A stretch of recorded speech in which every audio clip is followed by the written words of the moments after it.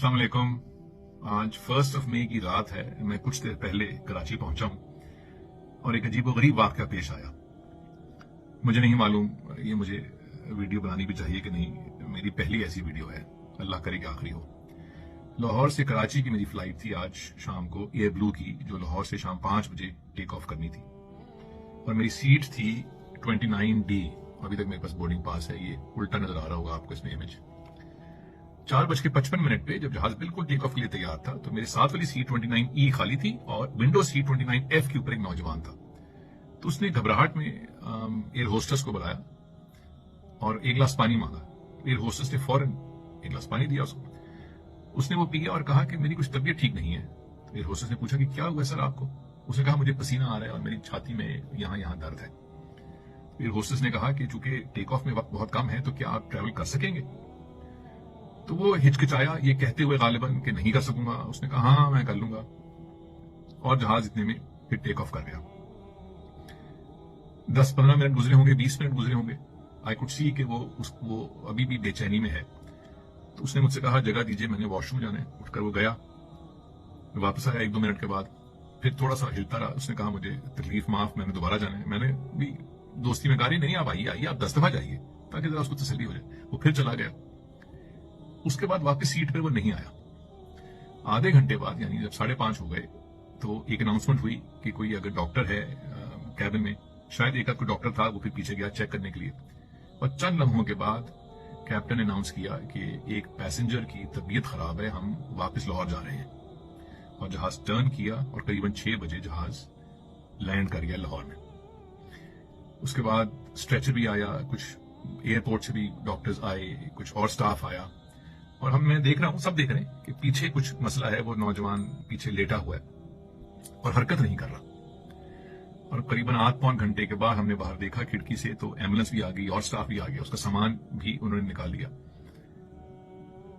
और फिर एम्बुलेंस की स्ट्रेचर पे वो चला गया। फिर जहाज टेक ऑफ हुआ, जब कराची लैंड हुआ तो मैंने एयर होस्टेस से पूछा कि वो जो साथी पीछे गया था उसे क्या हुआ था? तो उसने कहा सर उनको हार्ट अटैक हुआ था, वो एक्सपायर कर गए। मुझसे यकीनन वो कम उम्र का था, शायद 35-40 की उम्र का होगा, मुझे नाम भी नहीं मालूम उसका।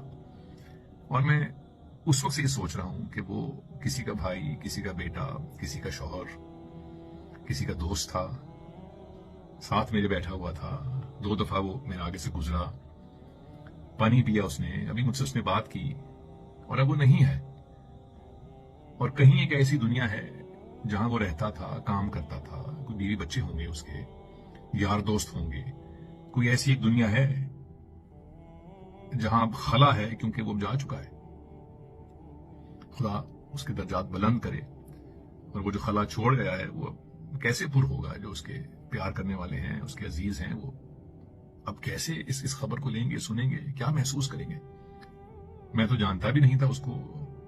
मैं महसूस कर रहा हूं कि अभी जीता जागता मेरे साथ ही उठ के गया है और कुछ देर के बाद वो बेजान हो गया। बाहर सूरत, मैं सोचता हूं कि शायद कुछ ऐसी होनी चाहिए पॉलिसी कि अगर टेक ऑफ से पहले कोई पैसेंजर को शिकायत करे सेहत की तो कतई नजर इस बात से कि वो बहुत मामूली सा कोई सिम्टम है, शायद जहाज को रोक देना चाहिए। शायद अगर वो कहता कि नहीं मैंने ट्रेवल नहीं करना और जहाज रुक जाता तो शायद वो बच जाता। बाहर सूरत, लेकिन जो स्टाफ था जो एयर ब्लू का, उन्होंने बहुत होशमंदी के साथ मुस्तकिल उसको तवज्जो दी, जो कुछ था वो उसको पहुंचाया। बस मुझे यही बात शेयर करनी थी। अगर उसके कोई ऐसा कोई साथी है जो उसको जानता था तो हम सब आपके गम में, आपके दुख में शामिल हैं। कहता हूँ ये बात बड़ी मुख्तसर सी है, झुक कर चलो हयात बड़ी मुख्तसर सी है। मेरे दोस्तों, इस भाई की भी कितनी प्लानिंग होगी हमारी तरह कि मैंने फलां जगह जाना है, वहाँ से ये काम करूँगा, वहाँ से मैं वहाँ जाऊँगा। और ज़िंदगी में कितने ख्वाब होंगे। और हम में से कितने नौजवान हैं जो सिर्फ ये सोचते हैं कि हमने अगले साल ये करना है, फिर मैंने फ़लाँ गाड़ी लेनी है, फ़लाँ बंगला ख़रीदूँगा, मैंने ज़िंदगी में कामयाब होना है। कितनी प्लानिंग्स हैं, लेकिन क्या हमने कभी भी मौत को उस प्लानिंग में शामिल किया है? کبھی نہیں کیا۔ شیخ سعدی رحمۃ اللہ علیہ ایک جنازہ پڑھ کر فارغ ہوئے، دفن ہونے والے شخص کی قبر پر کھڑے ہوئے قریب ایک نوجوان کھڑا تھا۔ آپ نے اس نوجوان سے پوچھا کہ بیٹا اگر اس دفن ہونے والے شخص کو دوبارہ زندگی مل جائے تو تمہیں کیا لگتا ہے یہ کیا کرے گا؟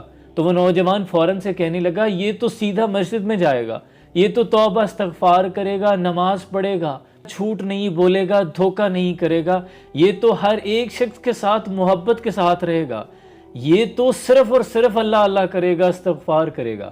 تو شیخ سعدی رحمۃ اللہ علیہ نے فرمایا بیٹا اب اس کے پاس تو مہلت نہیں، تم یہ کام ضرور کر لینا۔